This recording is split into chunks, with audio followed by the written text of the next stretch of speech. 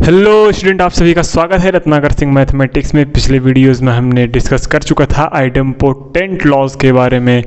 आज हम डिस्कस करने वाले हैं identity laws of matrix and the commutative laws of matrix. तो ध्यान से देखिए।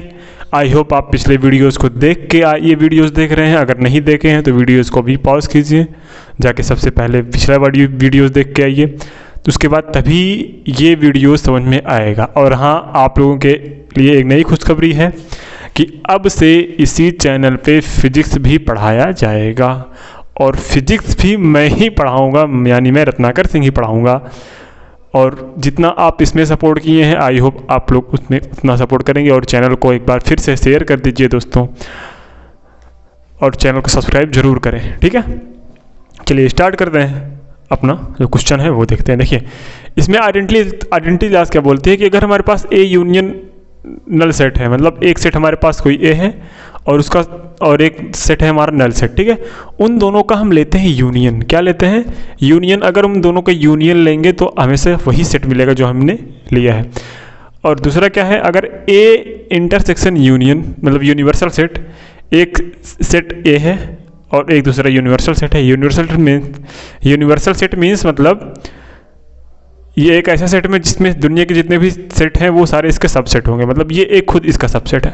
तो बोले हैं इसका अगर इसका सबसेट और यूनिवर्सल सेट से लेंगे तो प्रूफ करो कि वो ए आएगा, मतलब वही सेट आएगा। ठीक है, पहले इसका कर लेते हैं, इसके बाद उस पर चलते हैं। ठीक है, तो ध्यान से देखिएगा, कुछ नहीं है, बस आपको जरा सा लिखना है। क्या? अगर हम लेट कर लेते हैं, late x is a any arbitrary constant, ठीक है, या फिर ये कर लो x is an arbitrary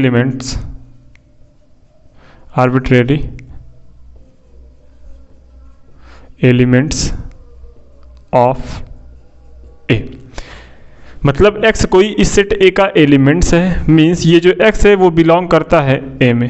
ठीक है, तो हम कह सकते हैं कि इसका मतलब ये कि अगर A यूनियन हमने नल सेट लिया ऑफ A यूनियन फाई है, मतलब A यूनियन फाई कोई सेट है, उसमें से कोई सेट कोई x एलिमेंट है उसमें से। ठीक है, इसका मतलब हम कह सकते हैं कि x हमारा इस टाइप से है, x सच दैट कि x बिलोंग्स टू A में भी है, और यहाँ पे लगेगा और x बिलोंग्स टू होना चाहिए फाई में। लेकिन हमने पढ़ा है इधर कि यहाँ पे एक्चुअल में x does not is equal to phi होगा। बात समझ में आ रही है? एक्चुअल में अगर देखा जाए कि x does not is equal to phi हो, क्यों? क्योंकि ये हमारा फाई एक नल सेट है, और नल सेट वही सेट होता है जिसमें कोई भी एलिमेंट्स ना हो। मेरे कहने का मतलब वही है। तो हमने जो एजम्पशन लिया था वो हमारा गलत हो गया यहाँ पे, है ना। इसका मतलब यहाँ पे जो आया ए यूनियन नल सेट जो आया यहाँ पे, वो एक्स सच दैट सिर्फ x बिलोंग्स टू A में हो रहा है। कहाँ पे हो रहा है? x बिलोंग्स टू A में हो रहा है। तो हम आराम से कह सकते हैं सर कि x बिलोंग्स टू A में क्या है, तो सिर्फ हमारा सेट A एक ऐसा होगा जिसमें x बिलोंग कर रहा है। तो हम कह सकते हैं A यूनियन फाई अगर हम लेंगे, क्या लेंगे? A यूनियन फाई लेंगे, तो हमारा जो आंसर आएगा सर वो क्या आएगा? वो हमारा आने वाला है A। आई होप यहाँ तक क्लियर हो गया होगा। अब चलते हैं नेक्स्ट वाले प्रूफ में। ठीक है, अब नेक्स्ट प्रूफ को कैसे करेंगे, ध्यान से देखना। उसमें हम करेंगे क्या? A intersection universal set. तो यूनिवर्सल सेट के बारे में हम लोग को पता है कि अगर ये यूनिवर्सल सेट है तो ये जो A है पक्का इस यूनिवर्सल सेट का सबसेट होगा। ठीक है, यूनिवर्सल सेट वही सेट होता है जिसमें दुनिया में प्रेजेंट सारे सेट इसके सबसेट होते हैं। ठीक है, तो हमने पिछले वीडियोस में पढ़ भी चुका है कि यूनिवर्सल सेट के बारे में। अब इसको देखो कैसे सॉल्व करेंगे। कुछ नहीं करना है, आराम से करना है। इसमें क्या करेंगे? सबसे वही चीज, फिर से वही बात, let x be a arbitrary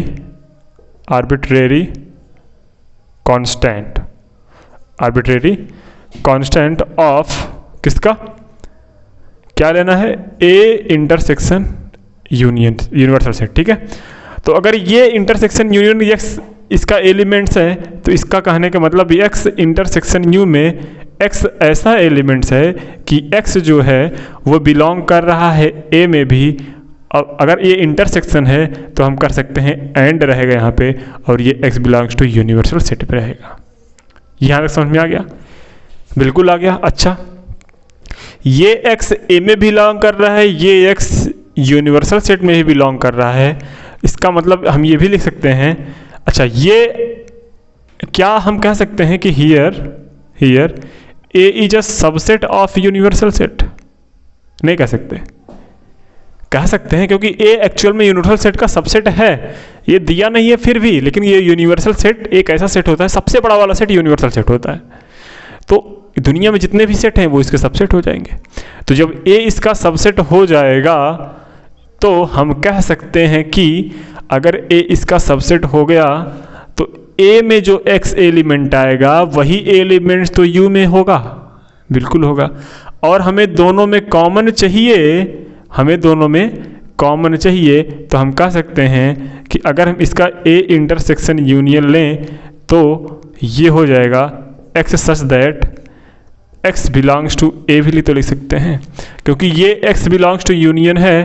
तो हम ये भी कह सकते हैं अगर ये एक्स यूनियन यूनिवर्सल सेट में है तो यही एक्स तो ए में भी है, और A is the subset of universal set. तो हम ये भी कह सकते हैं sir A intersection universal set is equal to क्या आ जाएगा मेरा ए। ठीक है, अगर जनरल लैंग्वेज में समझना चाहें तो ध्यान से देखिए, अगर हमारे पास यूनिवर्सल सेट है, समझो रियल नंबर का कोई सेट है, क्या है रियल नंबर से, और आपको बोले कि रेशनल नंबर क्या, rational number intersection real number निकालना है, तो ये रेशनल नंबर के लिए ये रियल नंबर तो यूनिवर्सल सेट हो गया ना, क्योंकि ये रियल नंबर जो है, कहना गलत होगा कि यूनिवर्सल सेट, लेकिन अगर देखा जाए तो ये सेट तो बड़ा है ना, और ये सेट इसका सबसे बड़ा सेट है, मतलब ये सेट इसका सबसेट हो जाएगा, रेशनल नंबर रियल नंबर का सबसेट हो जाएगा। मतलब ये बिना कहे तो इसमें प्रेजेंट ही है, तो इन दोनों में कॉमन क्या होगा, यही रेशनल नंबर तो कॉमन होगा, क्योंकि इस वाले रियल नंबर में ये रेशनल नंबर पहले से प्रेजेंट था। तो यूनिवर्सल सेट सेम चीज़ काम कि ए अगर इसका ए इंटरसेक्शन यूनियन ले रहे हैं तो ए तो पहले इसमें से ही है, इसमें जो दो कॉमन होगा वो क्या होगा, ए ही तो होगा। तो डायरेक्टली अगर लिखना चाहे तो हमारा ए आ सकता है। ठीक है, यहाँ तक क्लियर हो गया, यहाँ तक आप नोट कर लीजिए, फिर हम चलते हैं नेक्स्ट लॉस पे, जिसको बोलते हैं कॉम्यूटेटिव लॉज ऑफ सेट। ठीक है, हो गया, वीडियो को पॉज करके नोट कर लिए, चलते हैं हम नेक्स्ट टॉपिक पे। ठीक है, चलिए। और हाँ, फिजिक्स अगर आपको पढ़ना हो तो वीडियोस को ज़रूर शेयर करें।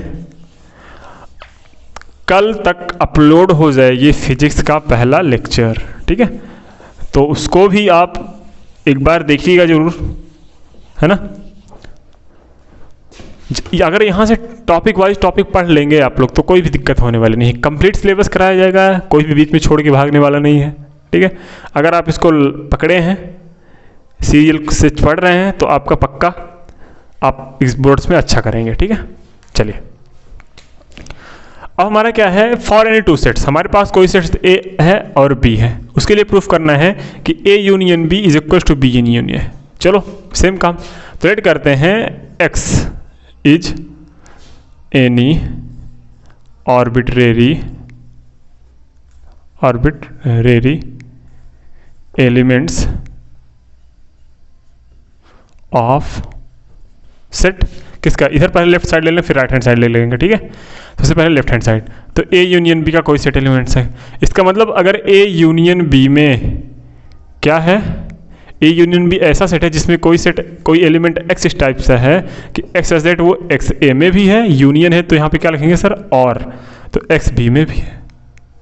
क्या हम इसको हम ऐसे भी लिख सकते हैं कि x as that x belongs to B और एक्स बिलोंग्स टू, ऐसे भी तो लिख सकते हैं। इसका मतलब कि एक्स सच दैट हमारा ये है, ऐसा हो गया, तो अगर x such that x belongs to B, और इसको हम ऐसे भी लिख सकते हैं कि ये हमारा आ गया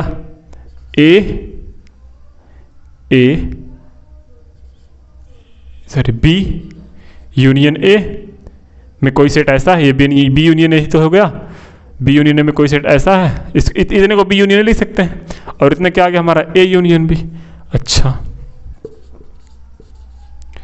जब ये एक्स बी यूनियन ए में भी है और ये एक्स ए इंटरसेक्शन बी में भी है, ये सेट बी यूनियन ए में भी है और यही एक्स ए यूनियन बी में भी था, तो हम कह सकते हैं, या फिर इसको एक काम करो, ये एक्स इस टाइप से है कि ये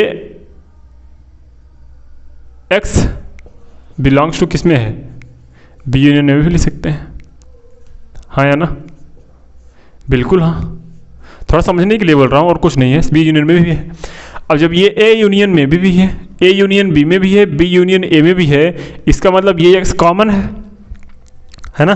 तो ये वाला सेट या तो इसका सबसेट होगा, तो हम कह सकते हैं या तो वही सेट होगा सेम, तो हम कह सकते हैं सर कि ये या तो ए यूनियन बी इसका सबसेट होगा या फिर इक्वल होगा। दो ही कैसे हो सकते हैं, या तो सबसेट होगा या तो इक्वल होगा। तो इतना हम एक साइड करते हैं। अब हम नेक्स्ट चलते हैं कि अगर लेट राइट हैंड साइड, ये हमारा क्या हो गया LHS। हम राइट हैंड साइड देखते हैं क्या है, यही सेम अगर लेट कर लेते हैं, लेट हम फिर करते हैं, कोई टर्म y है, वो y क्या है, y एक आर्बिट्रेरी कांस्टेंट है, आर्बिट्रेरी कांस्टेंट है, ठीक है।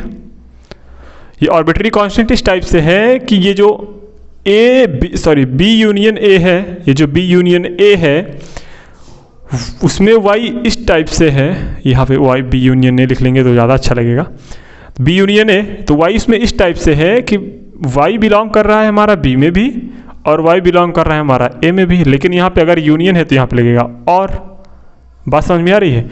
इस और को क्या हम y union y belongs to a और y बिलोंग्स टू b लिख सकते हैं, और करके बिल्कुल लिख सकते हैं, इसमें क्या है, कोई दिक्कत नहीं। लेकिन यहाँ पे लिखने का तरीका फिर से बदल जाएगा, लिखने का तरीका जो है वो फिर से बदल जाएगा। यहाँ पे जो b यूनियन a में y था, अब की बारी क्या देख रहा है, ये y किस में हो जा रहा है, ये y बिलोंग्स टू किस में हो जा रहा है सर, y इसमें कोई एलिमेंट ऐसा है जो कि y बिलोंग कर रहा है a यूनियन b में। इसका मतलब अगर y b यूनियन a में ही पाया जा रहा है, y a यूनियन b में ही पाया जा रहा है, इसका मतलब या तो ये सबसेट होगा इसका, या तो ये सबसेट होगा इसका, या फिर दोनों सेट इक्वल होंगे। तो ध्यान से देखना, इसका मतलब अगर हम ये सेट ये इसका सबसेट माने तो ये इसका हो जाएगा, B union A is subset of A union B और A union B is also subset of B union A. अच्छा ये बात हुई, हाँ बिल्कुल ये बात हुई। अच्छा ध्यान से देखो, हमारे पास दो सेट है, ए 2 और 4, ठीक है, और हमारे पास सेट है 4 और 2। सबसेट मीन्स जो दोनों में कॉमन हो। क्या ये दो इसमें बिलोंग कर रहा है? बिल्कुल। ये दो, क्या दोनों सेट एक दूसरे के सबसेट हैं? बिल्कुल है। जब दो सेट एक दूसरे के सबसेट हो जाएं तो उन दोनों सेट्स को इक्वल माना जाता है। अगर दो सेट, ध्यान से मेरी बात को सुनना, अगर दो सेट के आपस में दोनों एक दूसरे के सबसेट हों तो उन दोनों सेट्स को क्या माना जाता है? इक्वल। तो यहाँ से अगर देखें क्वेश्चन नंबर 2 मान ले, इसको क्वेश्चन नंबर 1 मान ले, तो ये इसका सबसेट ये है, अब कि ये इसका सबसेट है, तो हम कह सकते हैं सर ये दोनों सेट क्या हैं? आपस में इक्वल हैं। तो ए यूनियन बी बेशक बी यूनियन ए के इक्वल हो जाएगा। यहाँ तक प्रूफ हो गया होगा? बिल्कुल आ गया होगा। बहुत आसान चीज़ है, एकदम आसान भाषा में, है ना। एक बार वीडियो को रिकॉर्ड करके देखेंगे तो आपको और अच्छे समझ में आ जाएगा, है ना। देखिए नया चीज़ है, सीखने में प्रॉब्लम होगी, लेकिन अगर आप सीखना चाहेंगे तो आपको कोई पीछे कर नहीं सकता, ठीक है। ओके, मिलते हैं अगले टॉपिक्स पे, अगले लॉस पे चलते हैं।